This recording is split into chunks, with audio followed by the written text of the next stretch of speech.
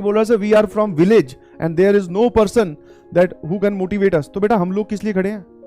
Motivate होने के लिए किसी और पर्सन के पास जाने की जरूरत नहीं है। और विलेज से हो, इसमें कौन सी मतलब वो गंदी बात है, या फिर कौन सा तुम पे कोई रिस्पॉन्सिबिलिटी एक्स्ट्रा आ गई? विलेज से, हम भी विलेज से हैं, अब शहर में शिफ्ट हुए हैं। जब 11वीं 12वीं पढ़ते तब विलेज में थे, छुट्टी लेके कोटा से विलेज ही जाते थे। विलेज अच्छी बात है, उसमें क्या है? विलेज मतलब क्या है? समझ में आया? तो अपने आप को बेचारा प्रूव करने की और बेचारा साबित करने की कोशिश ना करें। समझ में आया?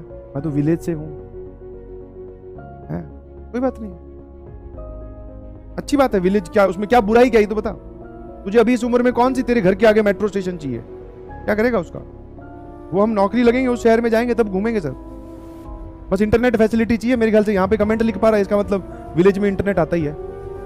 ठीक है, मोदी जी को धन्यवाद, डिजिटल इंडिया, सब जगह इंटरनेट पहुंच गया। जबकि विलेज वालों के पास डिस्ट्रैक्शंस कम है, आप ऐसे समझो, ज्यादा फायदा है, सुबह जल्दी उठ सकते हो। ठीक है, हाँ, और दुनिया भर की बसट नहीं है। वैसे तो कहीं से भी ढूंढ ही लेता है आदमी कुछ ना कुछ डिस्ट्रैक्शन। जैसे जैसे आप अपनी मेहनत बढ़ाओगे, प्रेशर बढ़ेगा, स्ट्रेस बढ़ेगा, बिलीव मी। ऐसा नहीं है कि हम डायरेक्टली टीचर बन गए, हमने भी वो उस कुर्सी पर जो पेन होता है वो महसूस किया है, एक एक सेकंड की घुटन भी महसूस की है। कि आप 20, 25 या 30 मिनट का ब्रेक निकाल के रखा करो अपने लिए। उसमें मोबाइल नहीं यूज करना है, किसी से बात नहीं करनी है, आपको अपने साथ टाइम स्पेंड करना है। बात अगर आप करना चाहते हो तो भगवान से बात कीजिए, कोई दिक्कत नहीं है। बिकॉज भगवान को वो हमें एकदम क्लियरली, विदाउट एनी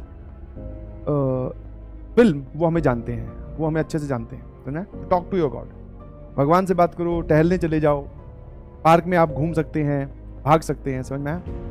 बट ये भी कर सकते हैं, मतलब कलाकारी, कुछ भी, एक सफेद पेज लिया, वही उस पर कुछ भी बनाना स्टार्ट किया, अपनी इमेजिनेशन।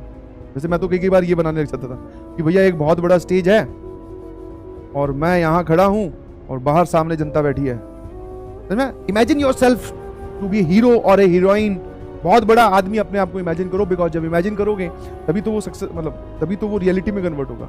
आप इमेजिन ही नहीं कर रहे हो तो गड़बड़ है।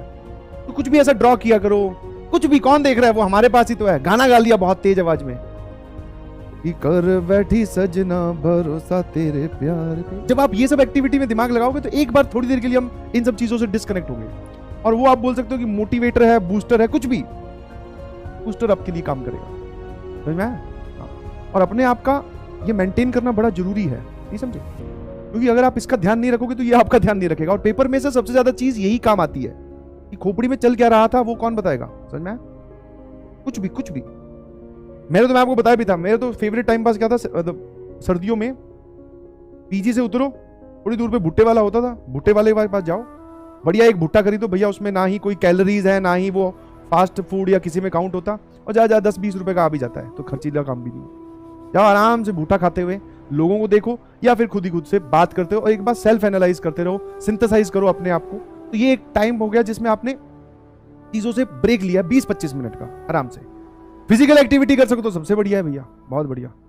ठीक है, एक काम हम और भी करते थे, कानों में डाले ईयरफोन, बहुत तेज आवाज कर दी, और बस पार्क में 2-4 राउंड लगा लिए, फिर वापस कमरे पे आगे पढ़ने बैठ गए।